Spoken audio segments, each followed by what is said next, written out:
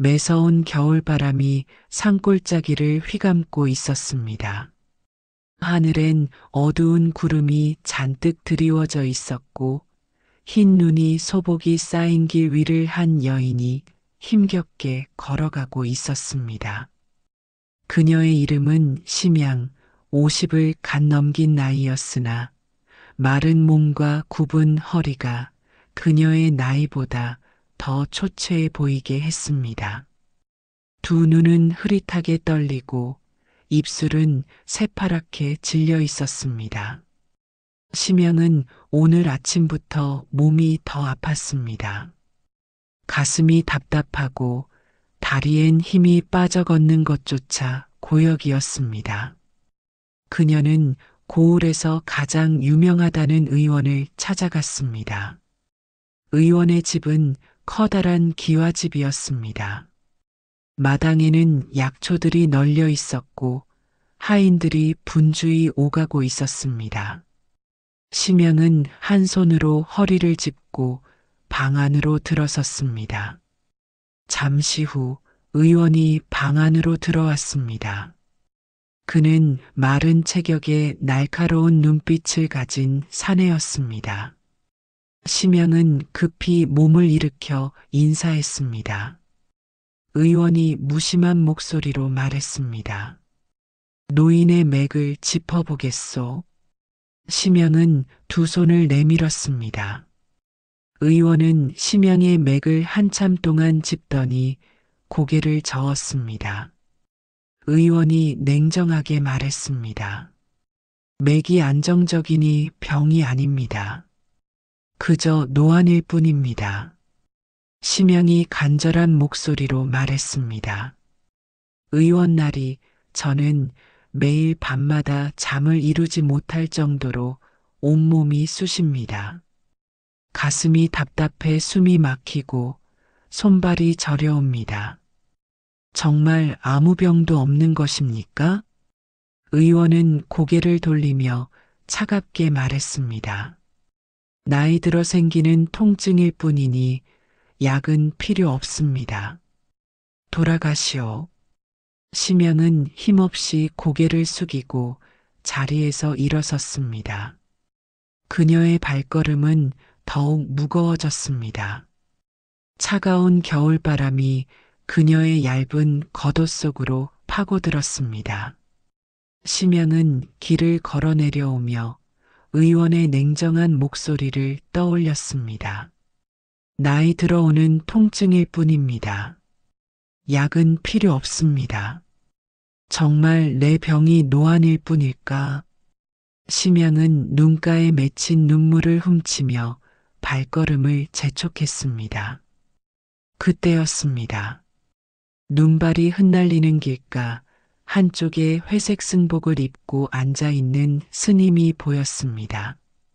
스님은 눈을 감고 두 손을 합장한 채 나뭇가지 위로 쌓인 눈송이들을 바라보고 있었습니다.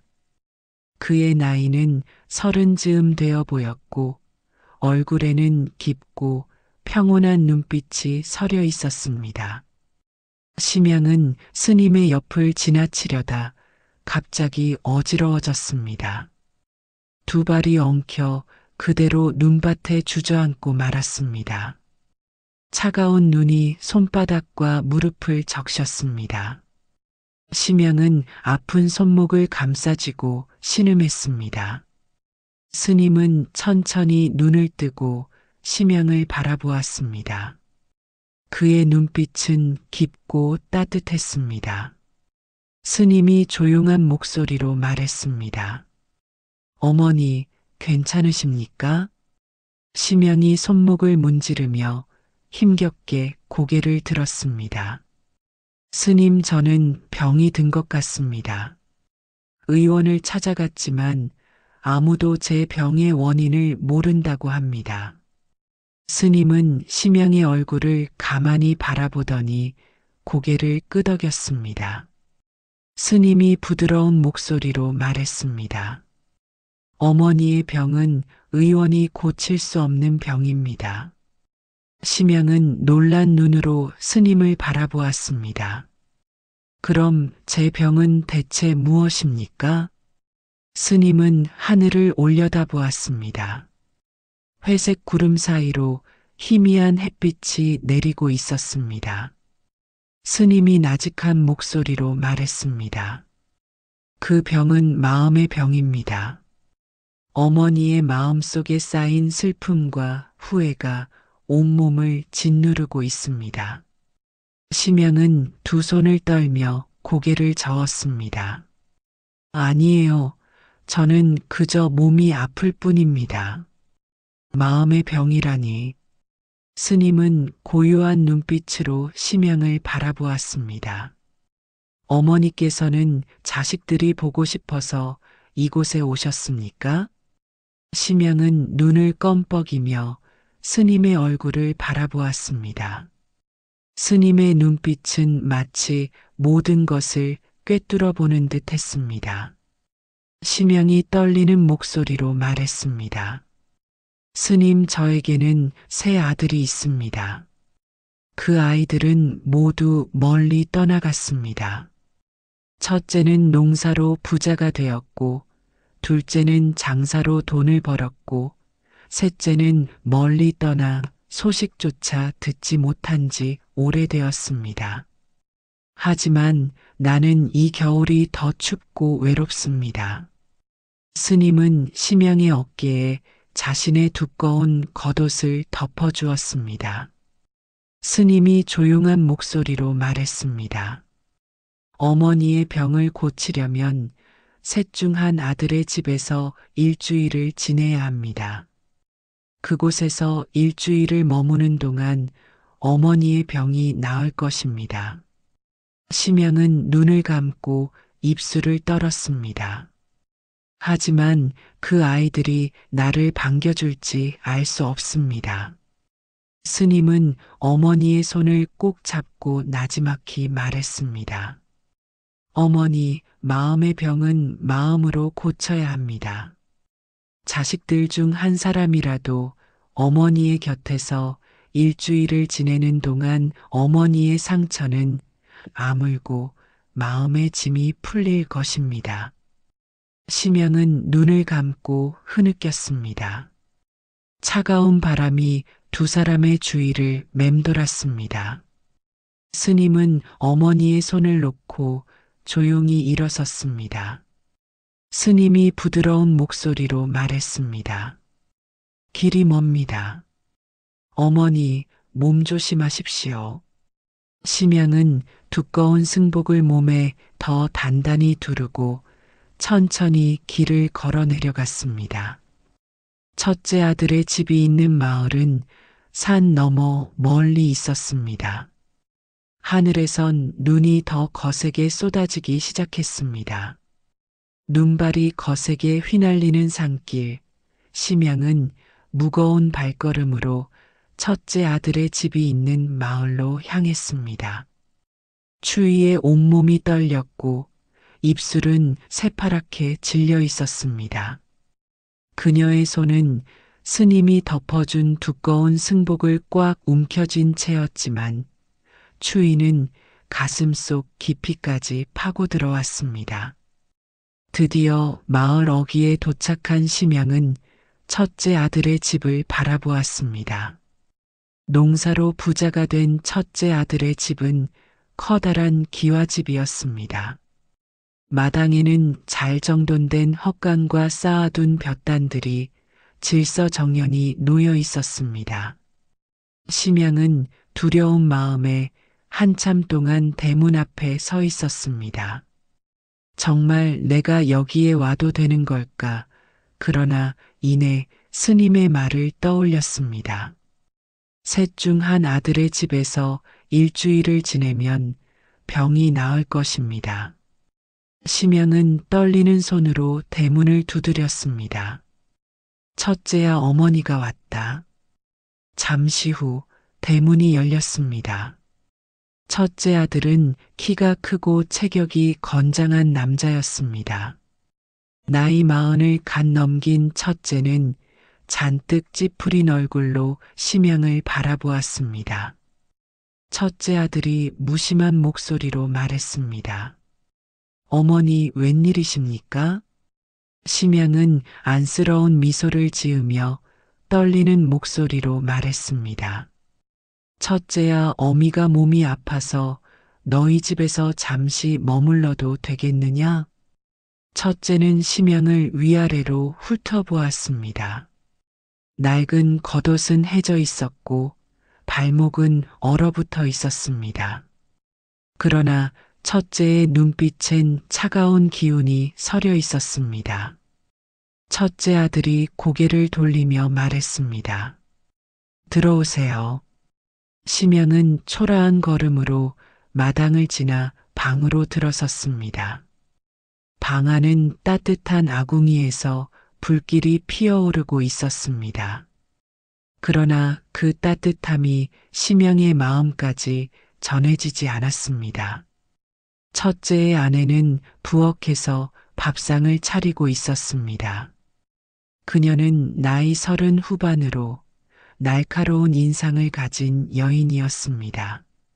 심양이 들어서자 첫째의 아내는 잠시 손을 멈추고 심양을 바라보았습니다. 첫째의 아내가 무심한 목소리로 말했습니다. 어머니 웬일이세요? 심양은 애써 미소를 지으며 대답했습니다. 며칠만 너희 집에서 머물고 싶구나. 몸이 아파서 쉬고 싶어서. 첫째의 아내는 아무 대꾸도 하지 않았습니다. 그녀는 차린 밥상을 방 안으로 가져왔습니다. 밥상 위에는 김이 모락모락 나는 쌀밥과 2가지 반찬이 올려져 있었습니다. 심양은 그 밥상을 바라보며 눈시울이 붉어졌습니다. 얼마 만에 이렇게 따뜻한 밥을 먹어보는 걸까? 그러나 그녀는 숟가락을 들지 않았습니다. 첫째의 아내는 잠시 심양을 바라보더니 부엌으로 돌아가면서 혼잣말을 내뱉었습니다. 어휴, 쌀이나 축내러 온 게지. 그 말이 심양의 귀에 들어왔습니다. 심양은 숟가락을 든 채 손을 떨었습니다. 쌀을 축내러 온 게지. 그 말이 심양의 가슴에 비수처럼 꽂혔습니다. 심양은 숟가락을 내려놓고 2 손을 모았습니다. 나는 쌀을 축내러 온 게 아니다. 나는. 밤이 깊어갔습니다. 방 안은 조용했고 첫째와 첫째의 아내는 잠이 들었습니다. 심양은 이불 속에 누워 있었지만 눈을 감지 못했습니다. 쌀이나 축내러 온 게지. 그 말이 계속해서 귓가에 맴돌았습니다. 그때 밖에서 첫째와 아내의 대화 소리가 들려왔습니다. 첫째 아내가 낮은 목소리로 말했습니다. 그동안 보이지도 않던 어머니가 갑자기 나타나셨잖아. 정말 쌀이나 축내러 온 거 아니야? 첫째가 한숨을 내쉬며 대답했습니다. 그러게 말이야. 저러다 우리 집에 눌러 앉을지도 몰라. 쌀값도 오르고 있는데. 심양은 그 대화를 듣고 더 이상 견딜 수 없었습니다. 그녀의 눈에 눈물이 차올랐습니다. 첫째 아들마저 나를 이렇게 생각하는구나. 심양은 이불을 뒤집어 쓰고 흐느꼈습니다. 방 안은 차가운 어둠으로 가득했습니다. 새벽이 되었습니다. 창밖에는 눈이 하얗게 쌓여 있었습니다.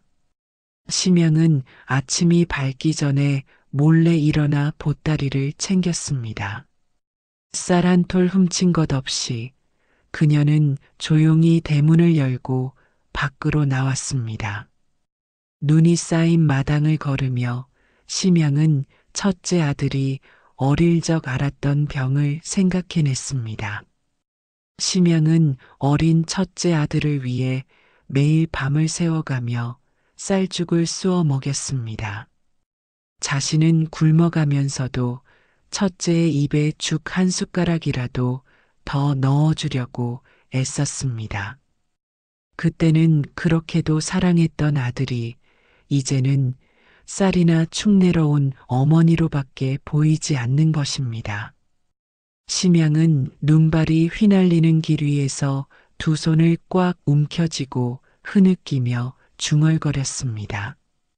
나는 쌀을 축 내러 온 게 아닌데, 나는 그저 아들의 얼굴이 보고 싶었을 뿐인데, 그녀의 발자국이 남긴 눈 위에는 눈물방울이 떨어져 얼어붙어 있었습니다.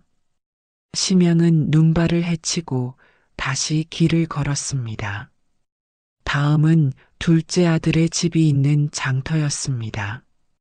눈발이 더욱 거세게 휘날리는 장터거리, 심양은 몸을 웅크린 채 허름한 보따리를 끌어안고 천천히 걸어가고 있었습니다.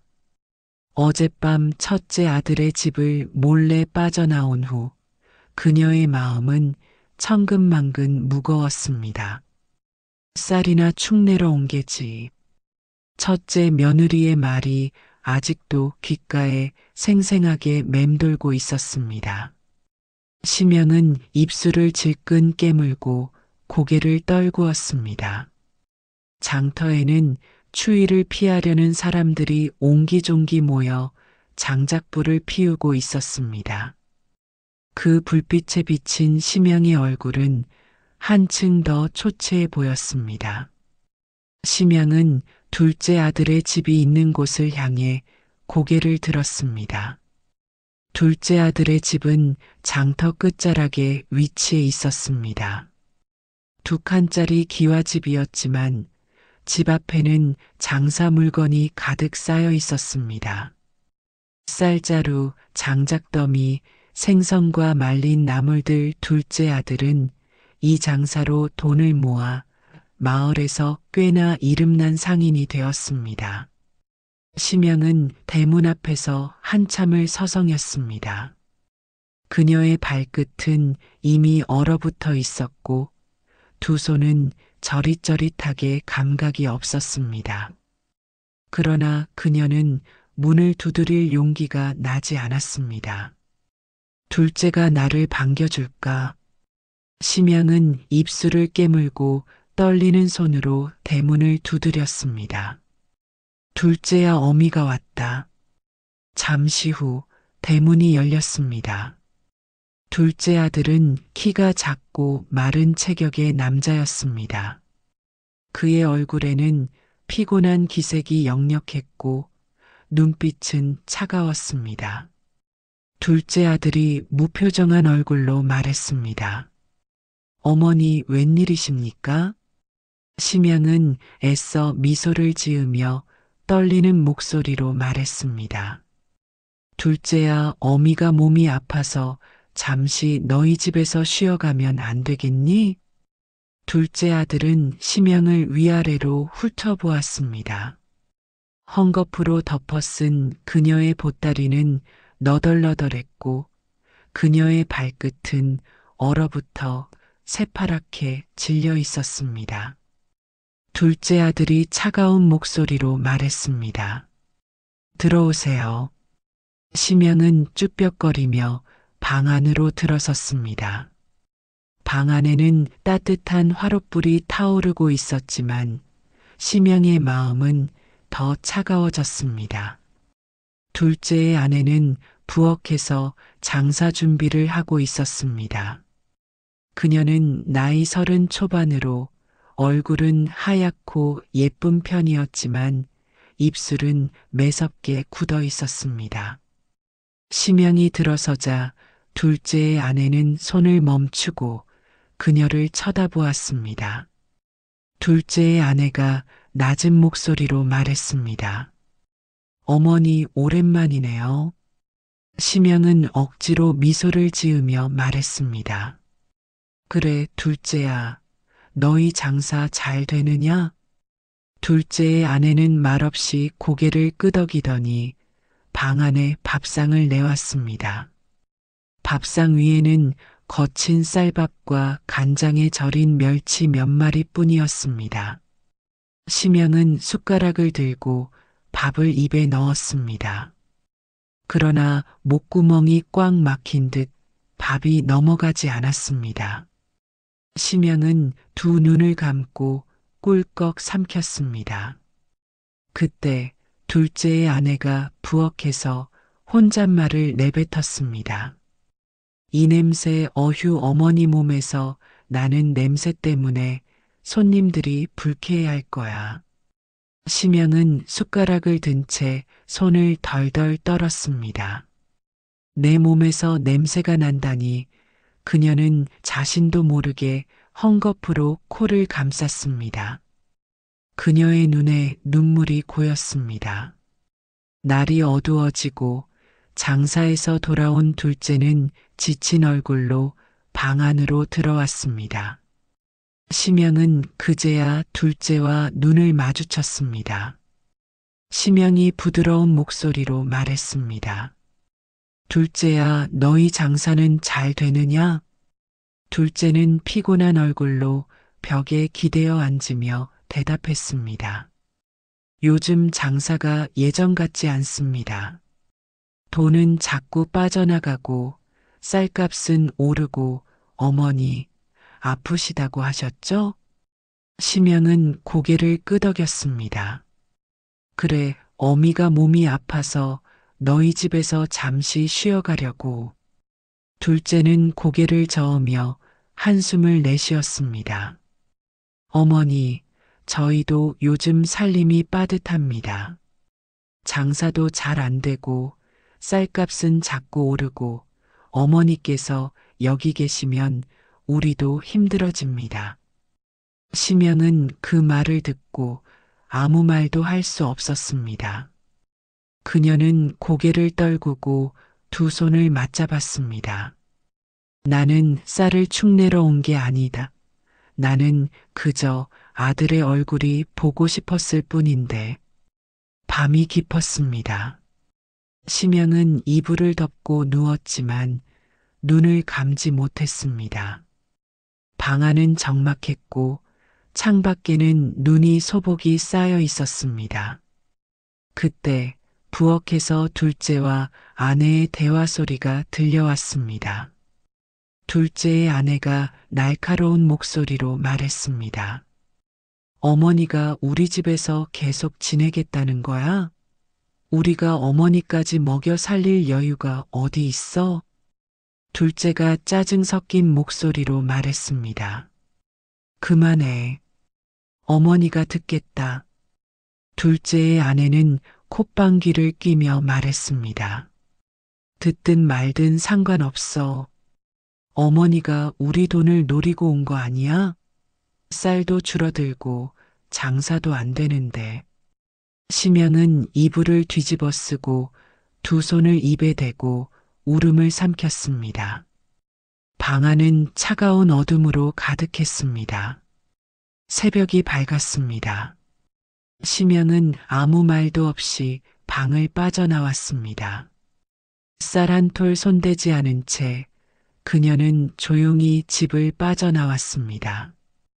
발끝은 얼어붙어 감각이 없었고 눈발은 더욱 거세게 휘몰아쳤습니다. 심영은 허름한 보따리를 끌어안고 눈길 위를 걸으며 중얼거렸습니다. 나는 돈을 노리고 온 게 아닌데 나는 그저 아들의 얼굴이 보고 싶었을 뿐인데. 눈길 위에 남은 그녀의 발자국은 눈발에 금세 덮여 사라졌습니다. 심영은 길을 걸으며 무심결에 눈을 들어 올렸습니다. 저 멀리 보이는 산 중턱에 작은 절이 보였습니다. 그녀의 머릿속에 스님의 말이 다시 떠올랐습니다. 셋 중 한 아들의 집에서 일주일을 지내면 병이 나을 것입니다. 심영은 발길을 돌려 산길을 오르기 시작했습니다. 하얀 눈발이 거세게 휘날리는 산길 위 심영은 숨을 헉헉거리며 눈길을 걸어 올랐습니다. 두 발은 이미 얼어붙어 감각이 없었고 손끝은 새파랗게 질려 있었습니다. 그녀의 몸은 점점 더 기운이 빠져갔고 시야는 점차 흐려졌습니다. 저 멀리 눈발 사이로 희미하게 보이는 절이 있었습니다. 작고 허름한 초가 절집이었지만 그곳에서 희미한 불빛이 새어나오고 있었습니다. 심양은 마지막 힘을 쥐어짜며 절집으로 발걸음을 옮겼습니다. 절집 마당에는 작은 연못이 얼어붙어 있었고 그 옆에는 나무로 엮은 물동이가 비스듬히 놓여 있었습니다. 심양은 그 앞에서 멈춰 섰습니다. 두 무릎이 풀려 땅바닥에 주저앉고 말았습니다. 그때 절집 안에서 스님이 걸어 나왔습니다. 그는 회색 승복을 두른 채 두 손을 합장한 모습이었습니다. 그의 얼굴엔 여전히 고요한 눈빛이 서려 있었습니다. 스님이 조용한 목소리로 말했습니다. 어머니, 이리 오셨습니까? 심양은 흐린 눈으로 스님을 올려다보았습니다. 스님, 제 몸이 점점 더 무거워집니다. 어디로 가야 할지 모르겠습니다. 스님은 다가와 심양의 어깨를 부축해 일으켰습니다. 그의 손길은 따뜻했습니다. 스님이 부드러운 목소리로 말했습니다. 어머니, 안으로 들어가 따뜻한 차 한 잔 드시지요. 절집 안은 아늑한 온기와 은은한 향냄새가 가득했습니다. 스님은 심양에게 따뜻한 차를 내어주고 심양은 그 차를 두 손으로 감싸 쥐었습니다. 따뜻한 찻잔에서 피어오르는 김이 그녀의 얼어붙은 손을 녹여주고 있었습니다. 스님은 심양의 얼굴을 천천히 바라보았습니다. 그녀의 눈가에는 이미 눈물이 맺혀 있었습니다. 스님이 조용히 물었습니다. 어머니, 두 아들들의 집에 다녀오셨습니까? 심양은 떨리는 목소리로 대답했습니다. 내 첫째 집에 갔습니다. 둘째 집에도 갔지요. 하지만 나는 심양은 차를 내려놓고 두 손으로 얼굴을 감싸쥐었습니다. 어깨가 들썩이며 흐느끼기 시작했습니다. 첫째는 내가 쌀이나 축 내러 왔다고 했고, 둘째는 내가 돈을 노리고 왔다고 했습니다. 나는 그저 아들들의 얼굴이 보고 싶었을 뿐인데, 스님은 조용히 심양의 말을 듣고 있었습니다. 그의 눈빛은 깊고 차분했습니다. 심양이 흐느끼는 목소리로 말했습니다. 스님, 왜 나의 아들들은 나를 이렇게 차갑게 대하는 걸까요?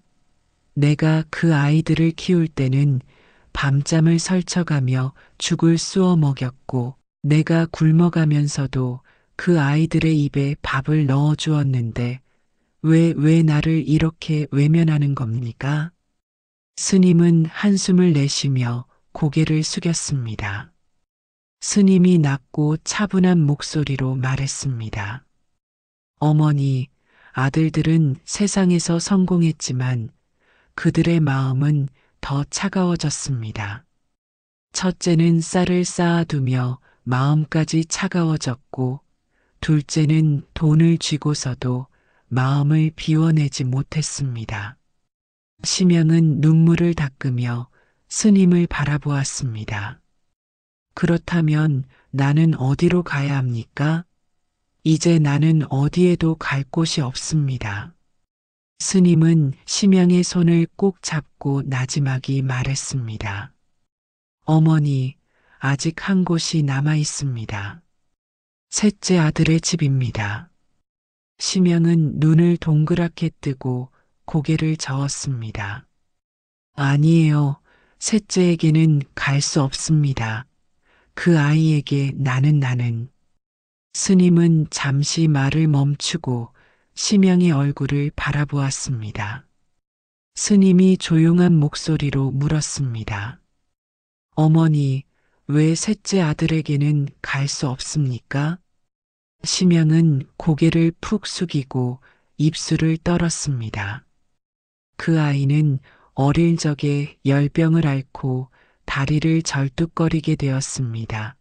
나는 그 아이의 다리를 고쳐주지 못했습니다.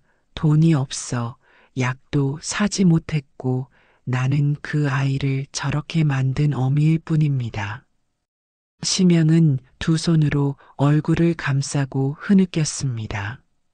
눈물은 쉼없이 그녀의 손가락 사이로 흘러내렸습니다. 스님은 심양의 어깨를 토닥이며 나지막이 말했습니다. 어머니, 어머니의 아들은 어머니를 원망하고 있을까요? 심양은 두 눈을 꼭 감고 머리를 저었습니다. 모르겠어요. 나는 그 아이를 볼 면목이 없습니다. 나는 그 아이를 저렇게 만든 죄인입니다. 스님은 고요한 눈빛으로 심양을 바라보며 말했습니다. 어머니, 진정한 용서는 자신을 용서하는 것에서 시작됩니다. 어머니가 자신을 죄인이라 여기고 스스로를 용서하지 않는 한 어머니의 마음은 영원히 병든 채로 남을 것입니다. 심양은 흐느끼며 두 손을 꼭 쥐었습니다.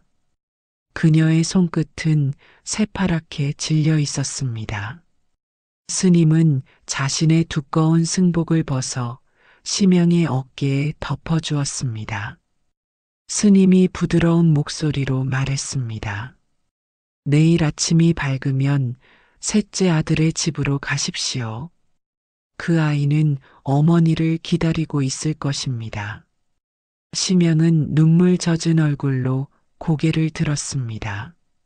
정말 그 아이가 나를 기다리고 있을까요?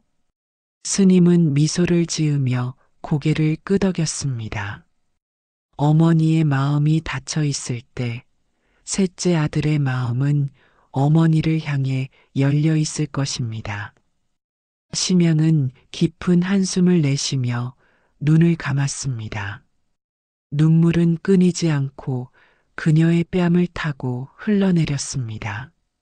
스님은 조용히 두 손을 합장하고 나지막이 기도문을 의조렸습니다.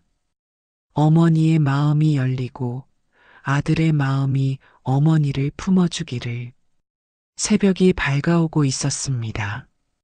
차가운 겨울바람은 여전히 매섭게 불어오고 있었지만 심양의 마음에는 어딘가 따스한 기운이 스며들고 있었습니다. 밤새도록 내린 눈이 마을길을 온통 덮어버렸습니다. 차가운 바람이 나뭇가지를 휘감고 지나가며 을씨년스러운 소리를 냈습니다. 심양은 이른 새벽 절집에서 나온 후 다시 길을 나섰습니다. 어젯밤 스님의 말이 머릿속에서 맴돌고 있었습니다.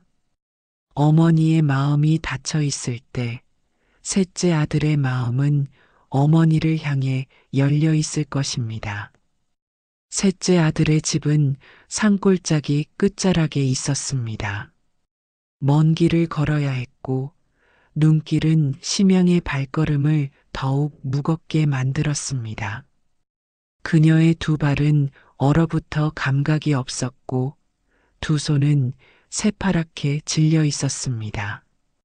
심양은 추위를 이겨내기 위해 스님이 덮어준 두꺼운 승복을 단단히 감싸 쥐었습니다. 그러나 마음속에서 끓어오르는 두려움은 멈추지 않았습니다. 막내에게는 갈 수 없어. 나는 그 아이의 다리를 절뚝거리게 만든 죄인인데. 눈발이 더욱 거세게 휘날리던 때 심양은 드디어 산골짜기 끝에 있는 작은 초가집을 발견했습니다. 초가집 굴뚝에서는 희미한 연기가 피어오르고 있었습니다. 심양은 초가집 앞에서 한참을 서성였습니다.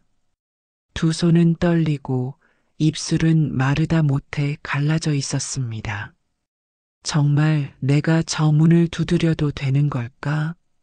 그때 초가집 안에서 들려오는 나무 도끼 소리가 심양의 귓가에 들려왔습니다.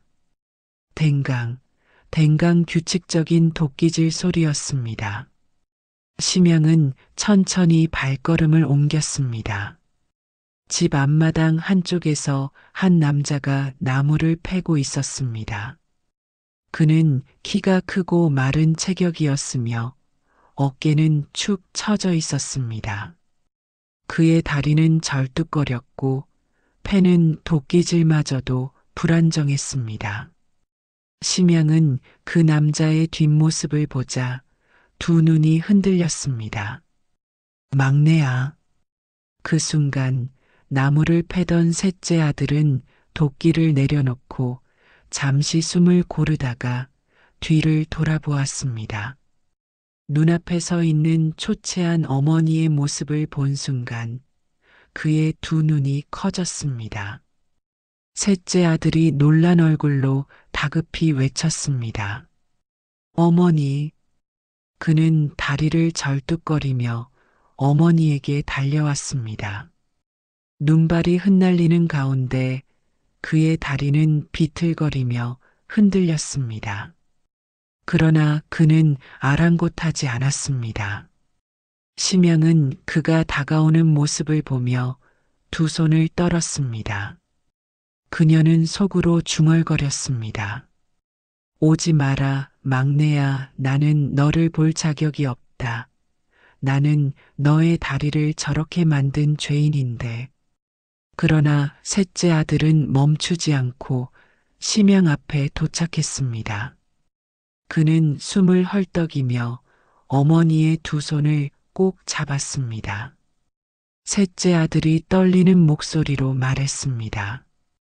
어머니, 왜 이제 오셨어요? 어디 아프셨어요? 왜 이렇게 야위셨어요? 심양은 두 눈을 꾹 감고 고개를 저었습니다. 나는 너를 볼 자격이 없다. 나는 너를 저렇게 만든 어미일 뿐이야. 셋째 아들은 고개를 저으며 어머니의 두 손을 더 꽉 쥐었습니다.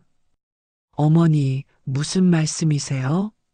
어머니가 날 위해 얼마나 고생하셨는데 저는 어머니가 오기만을 기다렸습니다. 그때 초가집 안에서 부드러운 목소리가 들려왔습니다. 여보, 누구세요? 방 안에서 한 여인이 나왔습니다. 그녀는 나이 30쯤 되어 보였고 얼굴에는 수수한 아름다움이 있었습니다. 허름한 옷을 입었지만 단정하게 빗어넘긴 머리카락이 그녀의 성실함을 보여주고 있었습니다. 셋째 며느리가 다가와 심양을 보고 놀란 얼굴로 인사했습니다. 어머니, 어머니 맞으시죠? 심양은 며느리의 손길에 눈물을 삼키며 고개를 끄덕였습니다. 그래, 나다. 나는 그저 너희가 보고 싶어서. 셋째 며느리는 얼어붙은 심양의 손을 감싸며 말했습니다. 어머니, 추우셨죠? 어서 들어오세요. 방이 따뜻합니다. 셋째 아들과 며느리는 심양을 안으로 모셨습니다. 방 안에는 따뜻한 아궁이 불이 타오르고 있었고 작은 솥에서는 된장국이 끓고 있었습니다. 셋째 며느리가 부엌으로 가서 따뜻한 물을 데워 심양의 손과 발을 씻겨 주었습니다. 그녀는 정성스럽게 심양의 발을 감싸며 나지막이 말했습니다. 어머니, 얼마나 추우셨을까요? 이렇게 손이 얼어붙으셨네요. 셋째 아들은 장작을 더 넣으며 어머니에게 말했습니다. 어머니, 제가 방을 따뜻하게 해두었어요. 여기서 편히 쉬세요.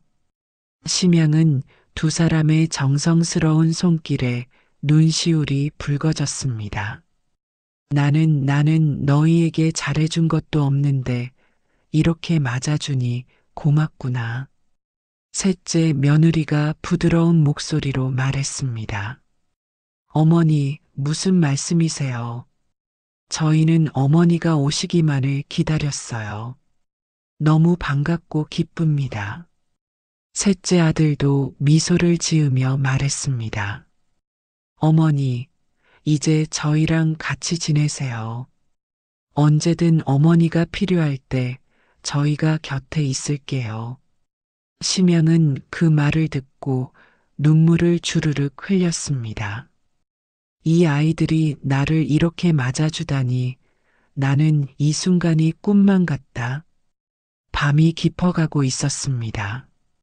심양은 셋째 아들과 며느리의 따뜻한 배려 속에서 오랜만에 깊은 잠에 들었습니다. 창밖에는 눈이 여전히 내리고 있었지만 방 안은 셋째 아들 부부의 따뜻한 정으로 가득 차 있었습니다. 밤새 눈이 내리고 새벽이 밝아왔습니다. 초가집 굴뚝에서 연기가 피어오르고 방 안은 따뜻한 아궁이 불이 활활 타오르고 있었습니다.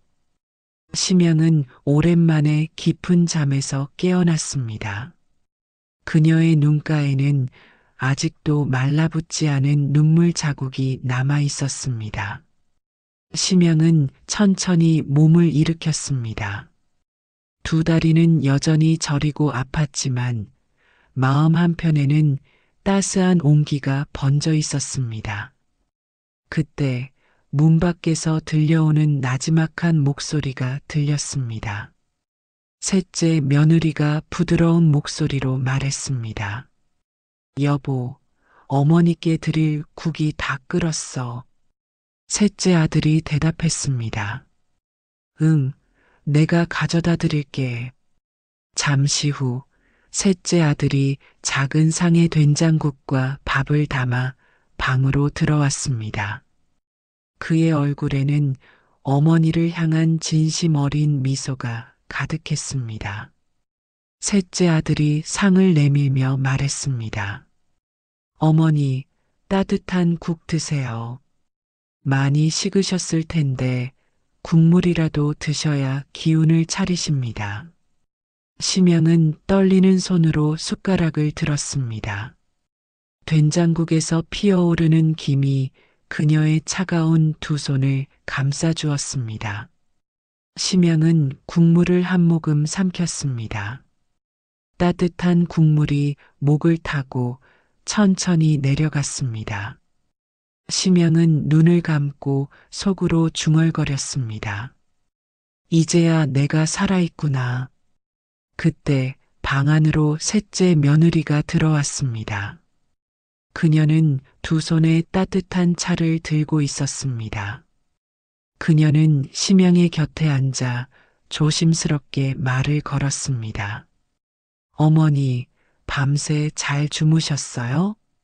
심양은 고개를 끄덕이며 작은 미소를 지었습니다. 응, 덕분에 잘 잤다. 셋째 며느리는 어머니의 손을 조심스럽게 감싸쥐었습니다. 그녀의 손길은 부드럽고 따뜻했습니다. 어머니, 너무 야위셨네요. 얼마나 힘드셨을까요? 심양은 며느리의 손길을 느끼며 눈을 감았습니다. 그녀의 눈가에는 다시금 눈물이 고였습니다. 셋째 아들은 잠시 방을 나갔고 방 안에는 심양과 셋째 며느리만 남았습니다. 며느리는 어머니의 얼굴을 바라보며 조심스럽게 입을 열었습니다. 어머니, 그동안 어디 계셨어요? 저희는 어머니 소식을 듣지 못해서 너무 걱정했어요. 심양은 며느리의 눈빛을 피하듯 고개를 숙였습니다. 나는 첫째와 둘째 집에 갔었다. 셋째 며느리의 얼굴이 일그러졌습니다. 첫째와 둘째 오라버니가 어머니를 잘 모셔주셨나요? 심양은 말없이 고개를 저었습니다. 그녀의 두 눈이 젖어들기 시작했습니다. 첫째는 내가 쌀이나 축내러 왔다고 했고, 둘째는 내가 돈을 노리고 왔다고 했다. 셋째 며느리의 눈이 커지며 놀란 목소리로 말했습니다. 그럴 리가요. 어머니께서 그렇게 고생하셨는데 어떻게 그런 말을 할 수가. 심양은 억지로 미소를 지으며 손을 저었습니다. 아니다. 그 아이들이 잘못한 게 아니다. 내가 잘못한 거다. 셋째 며느리는 어머니의 손을 꼭 쥐었습니다. 어머니, 무슨 말씀이세요? 어머니는 저희에게 너무나도 소중한 분이세요. 심양은 고개를 저으며 눈물을 삼켰습니다. 아니다. 나는 너희 막내를 저렇게 만든 죄인이야. 그때 문 밖에서 셋째 아들이 들어왔습니다. 그는 어머니와 아내의 얼굴을 번갈아 보았습니다. 어머니, 무슨 이야기 중이셨나요? 셋째 며느리는 안쓰러운 얼굴로 남편을 바라보았습니다. 여보, 어머니께서 자신이 죄인이라고 하셔. 셋째 아들은 심양이 앞에 무릎을 꿇고 앉았습니다. 그는 어머니의 두 손을 꼭 잡고 떨리는 목소리로 말했습니다. 어머니, 제발 그런 말씀하지 마세요. 어머니는 저희에게 죄인이 아니라 가장 소중한 분이십니다. 심양은 두 눈에 눈물을 가득 머금은 채 고개를 저었습니다. 아니다. 너의 다리가 이렇게 된 것은 다 나 때문이다. 내가 너를 지켜주지 못했기 때문이다. 열병에 걸렸을 때 약 한 첩도 사주지 못하고 너는 그때부터 이렇게 절뚝거리게 되었지. 셋째 아들은 두 손을 더욱 꽉 쥐었습니다. 그의 두 눈에서도 눈물이 뚝뚝 떨어졌습니다. 어머니, 제발 그런 말씀하지 마세요. 저는 어머니 덕분에 이렇게 살아남았습니다. 어머니께서 밤새워 제 이마에 찬 물수건을 얹어주셨고, 어머니께서 굶어가며 제 입에 죽을 떠먹여 주셨잖아요. 심양은 입술을 깨물고 흐느꼈습니다. 그렇지만 나는 너를 끝내 고쳐주지 못했어. 나는 너를 저렇게 만든 죄인일 뿐이야. 셋째 며느리는 어머니의 어깨를 다독이며 눈물을 훔쳤습니다. 어머니, 제발 그런 말씀하지 마세요. 어머니께서 저희에게 주신 사랑이 얼마나 큰데요. 저희는 어머니가 오시기만을 기다렸어요. 셋째 아들은 어머니의 두 손을 부여잡고 말했습니다. 어머니, 저는 어머니를 원망한 적이 단 한 번도 없습니다. 저는 어머니가 제 곁에 계신 것만으로도 행복합니다. 심양은 그 말을 듣고 한참을 말없이 앉아 있었습니다. 눈물은 끊임없이 그녀의 뺨을 타고 흘러내렸습니다. 이 아이들이 나를 이렇게 맞아주다니 나는 이 순간이 꿈만 같다. 방 안은 깊은 어둠에 잠겼지만 심양의 마음속에는 오랜만에 따뜻한 온기가 피어나고 있었습니다. 밤이 깊어가고 있었습니다. 초가집 밖에는 여전히 눈이 펑펑 내리고 있었고 방 안의 아궁이에서는 따뜻한 불빛이 은은히 퍼져나왔습니다. 심양은 방 한편에 앉아 두 손을 맞잡고 있었습니다. 그녀의 시선은 셋째 아들의 다리를 향해 멈춰 있었습니다. 다리를 절뚝거리며 움직이는 셋째 아들의 모습이 어머니의 가슴에 비수처럼 박혔습니다. 셋째 아들은 부엌에서 장작을 더 넣으며 어머니를 바라보았습니다. 그의 얼굴에는 여전히 온화한 미소가 서려 있었습니다. 어머니, 방이 따뜻한가요? 더 불을 넣을까요?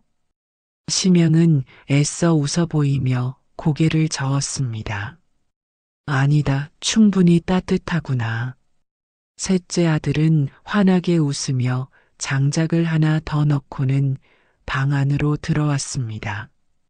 그가 걸음을 옮길 때마다 그의 다리는 비틀거리며 절뚝거렸습니다. 심영은 그 모습을 지켜보며 두 손을 꽉 쥐었습니다. 손톱이 손바닥을 파고들 정도로 강하게 쥐고 있었습니다. 저 다리 내가 저 아이를 저렇게 만들었어. 그때 셋째 며느리가 방 안으로 들어왔습니다. 그녀는 두 손에 따뜻한 차를 들고 있었습니다. 어머니, 차 한 잔 드세요. 몸이 더 따뜻해지실 거예요. 심영은 며느리가 내미는 찻잔을 받아들고 조심스럽게 입을 댔습니다. 따뜻한 차가 목구멍을 타고 천천히 넘어갔습니다. 셋째 며느리는 어머니의 곁에 앉아 조심스럽게 물었습니다. 어머니, 혹시 지금 막내 다리를 보고 계셨나요? 심영은 놀란 듯 눈을 크게 떴습니다. 아니 나는. 셋째 며느리는 조용히 고개를 저었습니다. 어머니, 괜찮아요. 어머니께서는 예전부터 막내의 다리를 볼 때마다 미안한 마음을 감추지 못하셨잖아요. 심영은 찻잔을 내려놓고 두 손을 떨며 입술을 깨물었습니다. 나는 그 아이의 다리를 저렇게 만든 죄인이야. 나는 그 아이가 열병을 앓을 때 약 한 첩도 사주지 못했어. 나는. 그때 셋째 아들이 방 안으로 들어왔습니다. 그는 어머니와 아내의 대화를 듣고 있었는지 고요한 얼굴로 어머니 앞에 무릎을 꿇고 앉았습니다. 셋째 아들은 어머니의 두 손을 잡으며 진지한 눈빛으로 말했습니다.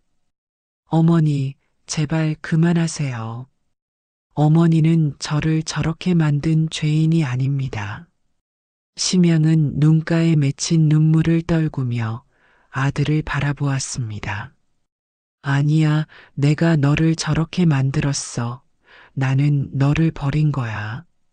셋째 아들은 고개를 저으며 두 손을 어머니의 손등 위에 올려놓았습니다.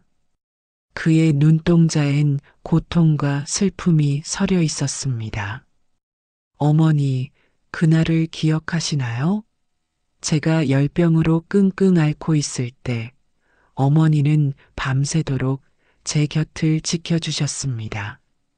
어머니는 굶어가며 제 입에 죽을 떠먹여 주셨고 이마에 차가운 물수건을 올려주셨잖아요. 심영은 아들의 말을 듣고 고개를 떨구었습니다. 하지만 나는 약 한 첩도 사주지 못했어. 그 돈이 없어서 나는 너를. 셋째 아들은 어머니의 손을 더욱 꼭 쥐었습니다. 그의 손끝이 새파랗게 질려 있었습니다. 어머니, 저는 어머니 덕분에 이렇게 살아남았습니다. 비록 다리를 절뚝거리게 되었지만 저는 어머니의 사랑으로 이겨냈습니다. 심영은 눈물을 삼키며 아들의 두 손을 감싸 쥐었습니다. 하지만 나는 너를 끝내 고쳐주지 못했어. 셋째 며느리는 눈물을 훔치며 나지막이 말했습니다. 어머니, 저희는 어머니를 원망한 적이 단 한 번도 없어요. 오히려 어머니가 제일 그리웠고 어머니가 제일 보고 싶었어요. 셋째 아들은 어머니의 손을 붙잡은 채 천천히 자신의 다리를 바라보았습니다. 그의 얼굴에는 슬픔과 다정함이 교차하고 있었습니다.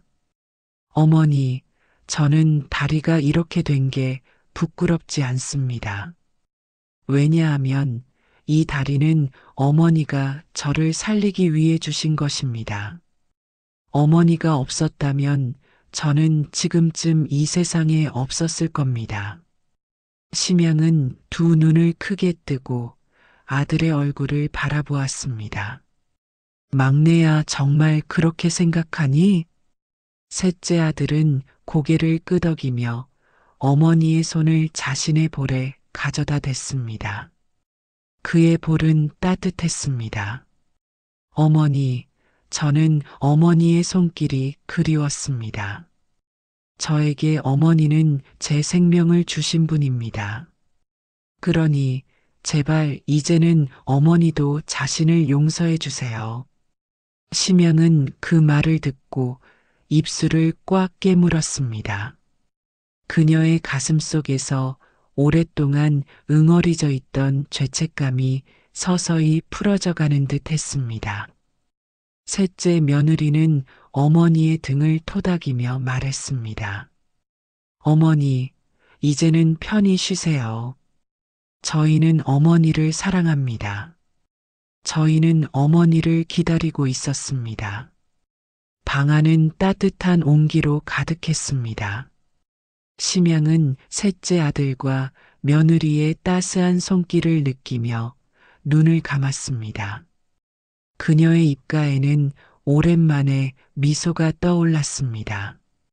밤은 깊어가고 있었고 창밖에는 여전히 눈이 소복이 내리고 있었습니다. 그러나 심양의 마음속에는 오랜만에 따뜻한 눈물이 흘러내리고 있었습니다.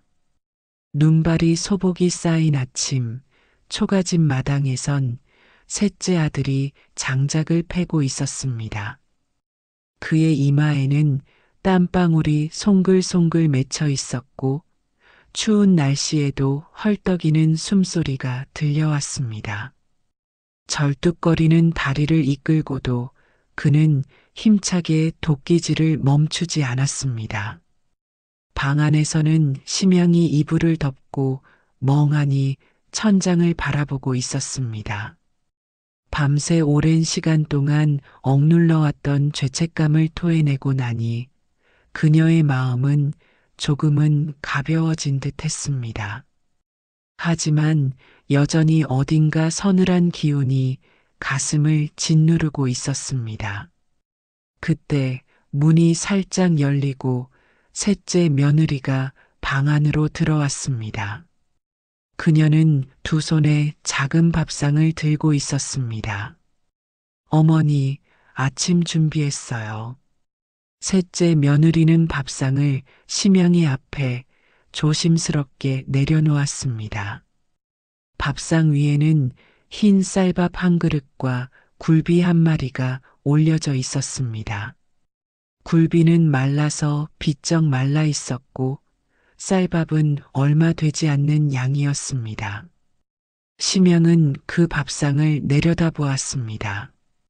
이렇게 초라한 밥상, 이 아이들은 이걸로 아침을 먹었단 말인가. 셋째 며느리는 심양의 표정을 살피더니 부끄러운 듯 시선을 내리깔았습니다. 어머니, 죄송해요. 요즘 장사도 잘 안 되고 쌀도 떨어져서 이 정도밖에 차려드리지 못했어요. 심양은 급히 고개를 저으며 말했습니다. 아니다, 아니다. 이 정도면 충분하다. 너무나도 충분하다. 그녀는 떨리는 손으로 숟가락을 들어 쌀밥을 입에 넣었습니다. 밥알이 목구멍을 타고 천천히 넘어가는데 목이 메어 더 이상 삼킬 수 없었습니다. 그때 마당에서 셋째 아들이 나무를 패고 들어왔습니다. 그의 얼굴은 땀과 눈물로 번져 있었고 옷은 젖어 있었습니다. 셋째 아들은 어머니 앞에 앉으며 힘겹게 미소를 지었습니다. 어머니, 맛있게 드셨나요? 심양은 밥알을 삼키지 못하고 입술만 파르르 떨었습니다. 그래, 잘 먹었다. 너희들은 밥은 먹었니? 셋째 아들은 잠시 머뭇거리더니 며느리를 힐끗 바라보았습니다. 며느리는 고개를 숙이고 입술을 깨물었습니다. 저희는 나중에 먹으려고요. 심영은 그 말을 듣고 가슴이 철렁 내려앉았습니다. 그녀의 눈은 밥상 위에 놓인 굴비로 향했습니다. 마른 굴비는 비쩍 말라 있었고 쌀밥은 두어 숟가락 남짓 남아 있었습니다. 심영은 숟가락을 내려놓고 두 손을 떨며 중얼거렸습니다. 이 아이들은 나 때문에 굶고 있는 거구나. 나는 쌀이나 축내러 온 게 아니라고 했지만 결국 쌀을 축내고 있는 거였구나. 그녀의 가슴이 아프게 조여왔습니다.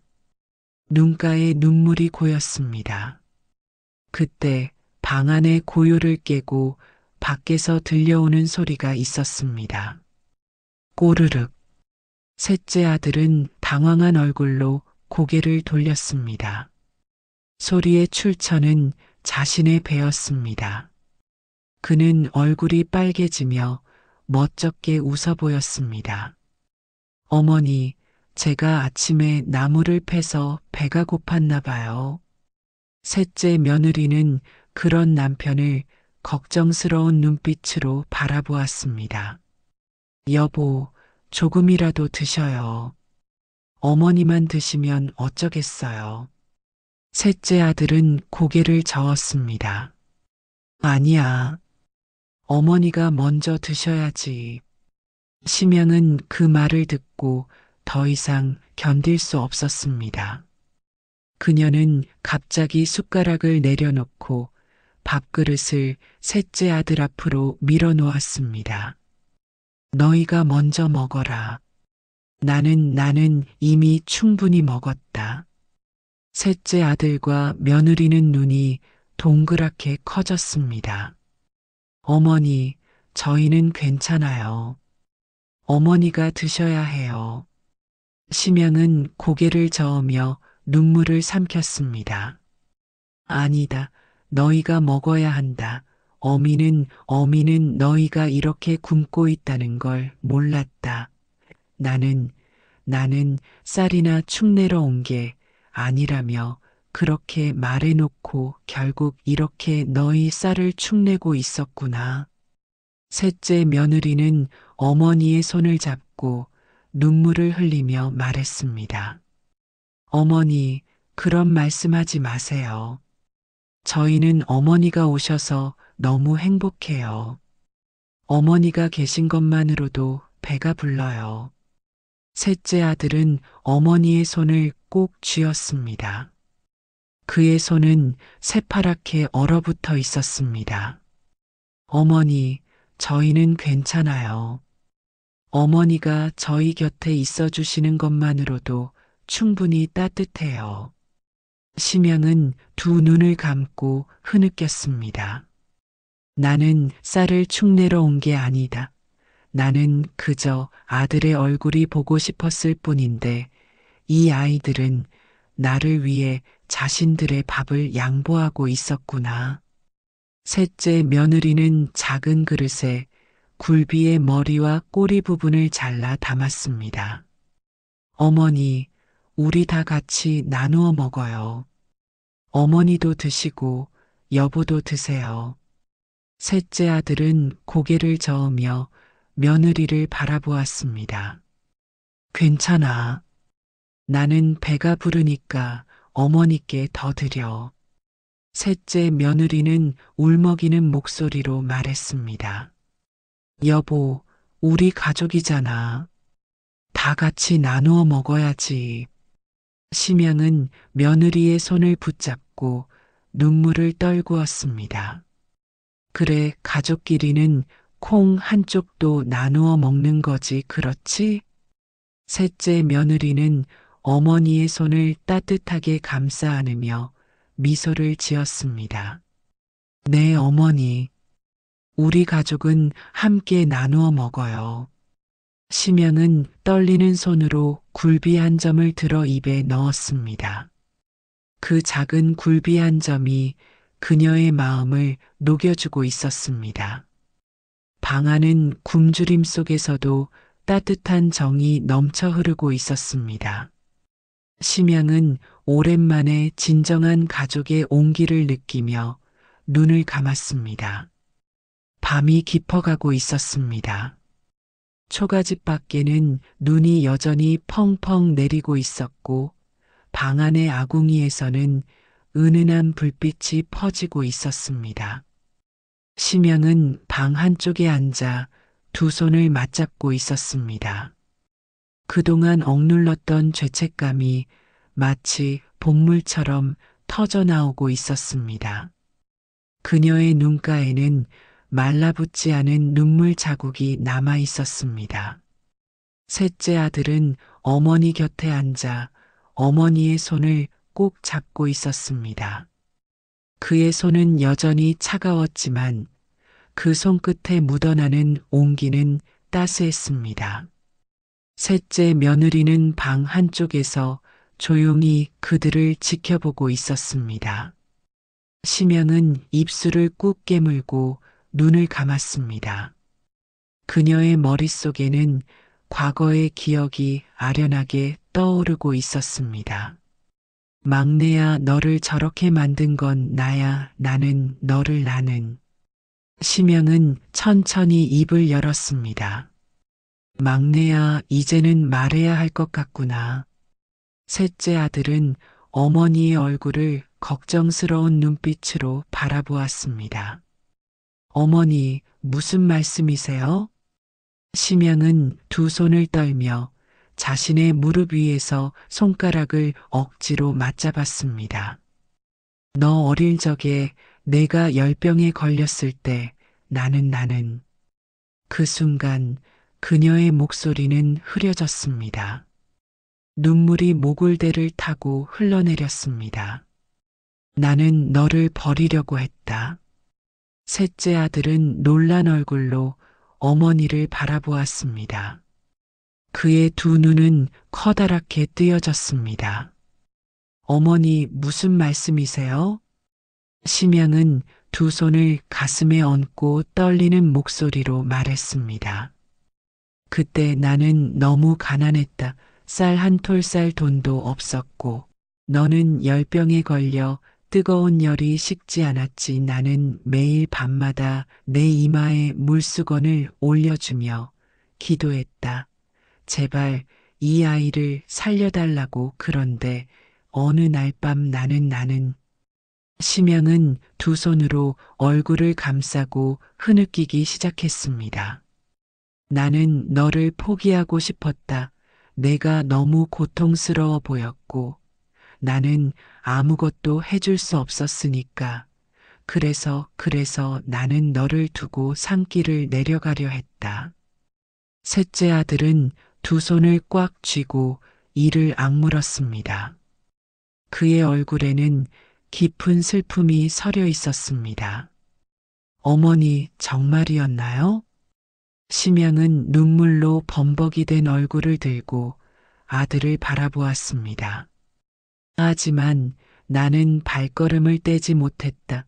산길에서 몇 걸음 걷다가 나는 무릎을 꿇고 엉엉 울었다.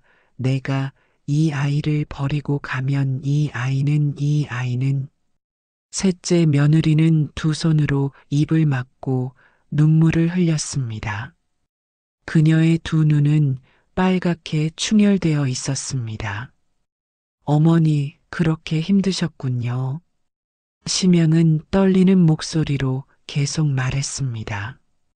나는 결국 돌아와서 너를 품에 안고 밤새도록 울었다. 나는 너를 버릴 수 없었다. 나는 너를 살려야 한다고. 나는 너를 살려야 한다고 그렇게 매달렸다. 셋째 아들은 두 눈을 감고 깊은 한숨을 내쉬었습니다. 그의 마음속에서도 과거의 아픈 기억들이 떠오르고 있었습니다. 그때 그는 어머니의 차가운 손이 자신의 이마에 얹어져 있던 그 밤을 기억해냈습니다. 차가운 물수건을 밤새도록 갈아주던 어머니의 손길. 그 손이 지금 자신의 손을 잡고 있었습니다. 셋째 아들은 어머니의 손을 더욱 꽉 쥐었습니다. 그의 손끝이 떨리고 있었습니다. 어머니, 저는 어머니가 저를 버리려고 했다는 사실을 알지 못했어요. 하지만 그는 눈물을 삼키며 고개를 저었습니다. 어머니, 저는 어머니를 원망한 적이 단 한 번도 없어요. 어머니가 제 곁에 계신 것만으로도 저는 충분했어요. 어머니의 손이 제 이마를 어루만져 줄 때 저는 죽고 싶지 않았어요. 어머니의 손길이 저를 살렸어요. 심양은 그 말을 듣고 두 손으로 입을 막고 흐느꼈습니다. 막내야, 나는 너를 버리려고 했던 죄인이야. 나는 너를. 셋째 아들은 두 손으로 어머니의 손을 꼭 쥐고 눈물을 흘렸습니다. 어머니, 저는 어머니가 그 밤을 후회하고 있다는 걸 알아요. 하지만 어머니는 저를 버리지 않았어요. 어머니는 끝내 저를 안아주셨고 저를 살려주셨잖아요. 심양은 눈물을 주르륵 흘리며 아들의 얼굴을 바라보았습니다. 정말 그렇게 생각하니? 셋째 아들은 고개를 끄덕이며 어머니의 손을 자신의 볼에 가져다 댔습니다. 그의 볼은 따뜻했습니다. 어머니, 저는 어머니가 제 곁에 계신 것만으로도 행복합니다. 어머니는 저를 살려주셨고, 저는 어머니를 사랑해요. 셋째 며느리는 울먹이며 어머니의 손을 감싸 안았습니다. 어머니, 이제는 제발 자신을 용서하세요. 어머니는 저희에게 소중한 분이에요. 방아는 눈물로 젖어들었지만 그 눈물 속에는 오랜 세월 억눌려 있던 상처와 후회가 녹아내리고 있었습니다. 심양은 두 손으로 아들의 얼굴을 쓰다듬으며 나지막이 중얼거렸습니다. 막내야, 이제야 내 마음이 조금 풀리는구나. 나는 너를 버린 게 아니었구나. 나는 너를 끝까지 안아주었던 거구나. 셋째 아들은 어머니의 두 손을 자신의 볼에 대고 눈을 감았습니다. 그의 두 볼을 타고 따뜻한 눈물이 흘러내렸습니다. 밤이 깊어가는 초가집, 창밖에는 여전히 눈이 소복이 내리고 있었지만 방 안은 어머니와 아들의 눈물로 녹아내리고 있었습니다. 밤이 깊었습니다. 방 안은 아궁이에서 타오르는 불빛이 은은히 퍼져 있었고 심양은 이불을 덮은 채 누워 있었습니다. 그녀의 얼굴은 창백했고 이마에는 식은 땀이 맺혀 있었습니다. 셋째 아들은 어머니의 손을 꼭 잡고 있었습니다. 그의 손은 여전히 차가웠지만 그 손끝에서 느껴지는 온기는 따뜻했습니다. 셋째 며느리는 아궁이 앞에서 국을 저으며 한숨을 내쉬었습니다. 어머니가 저렇게 아파하시면 어쩌지 우리는 의원을 부를 돈도 약을 살 돈도 없는데.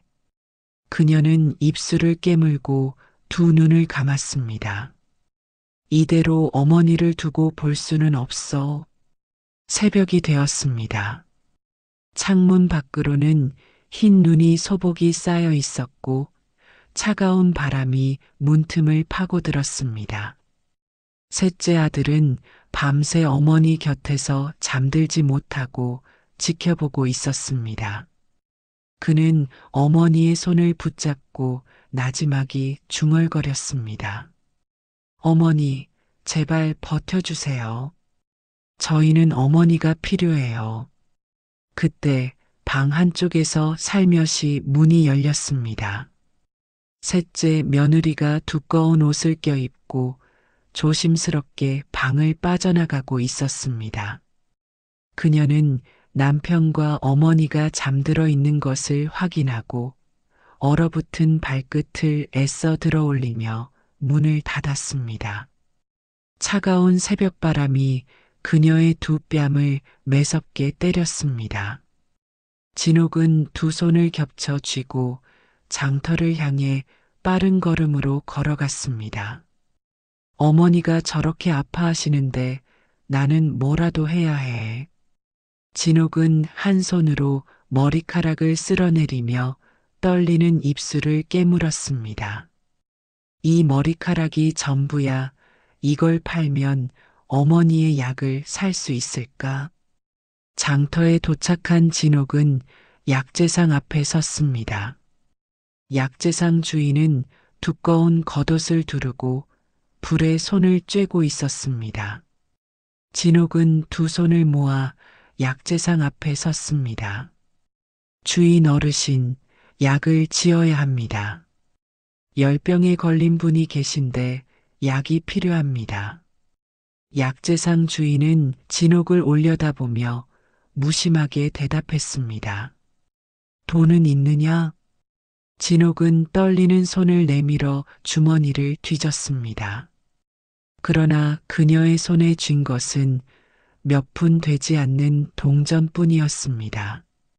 약재상은 그 동전을 보고 냉소를 지으며 고개를 저었습니다. 그 돈으로는 약 한 첩도 못 산다. 돌아가라. 진옥은 두 눈에 눈물을 고이며 떨리는 목소리로 말했습니다. 어르신, 제발 제 어머니가 열병으로 고통스러워하고 계십니다. 제발 약 한 첩만 주세요. 약재상은 차가운 얼굴로 고개를 돌렸습니다. 돈이 없으면 약도 없다. 그 순간 진옥은 두 손으로 자신의 머리카락을 꽉 쥐었습니다. 이 머리카락을 팔아서라도 어머니의 약을 사야 해. 진옥은 떨리는 목소리로 말했습니다. 어르신, 제 머리카락을 팔겠습니다. 제 머리카락을 잘라서 약 한 첩만 지어주세요. 약재상은 진옥의 머리카락을 보며 눈썹을 찡그렸습니다. 머리카락이라 그래. 이리 와라.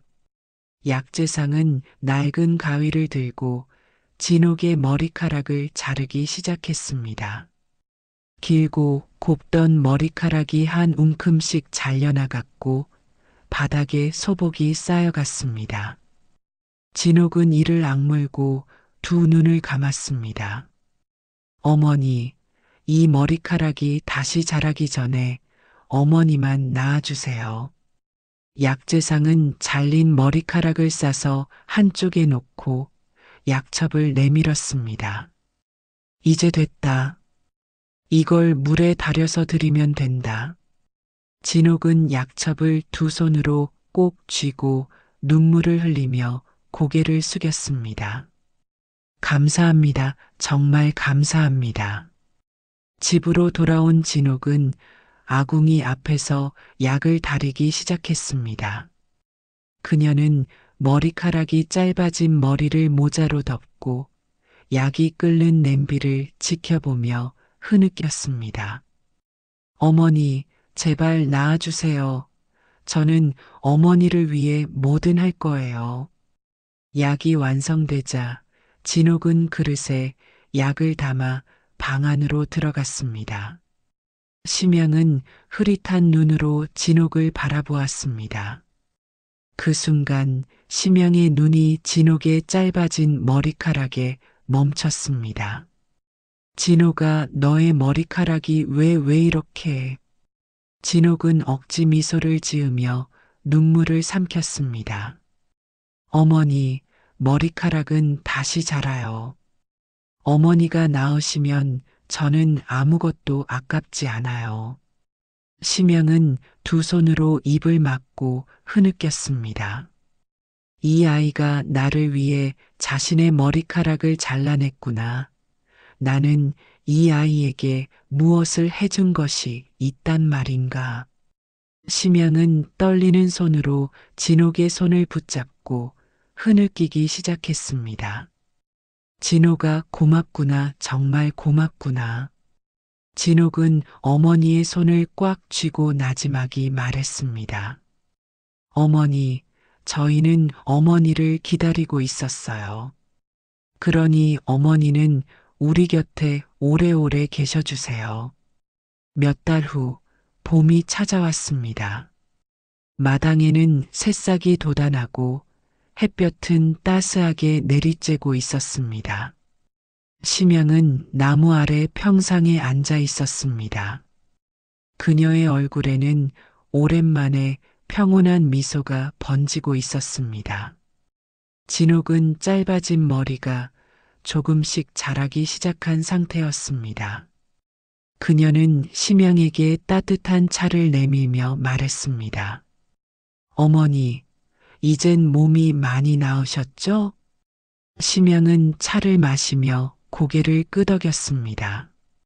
그래, 나는 이제 괜찮다. 너희가 내 곁에 있어 주었으니 나는 더 이상 바랄 것이 없구나.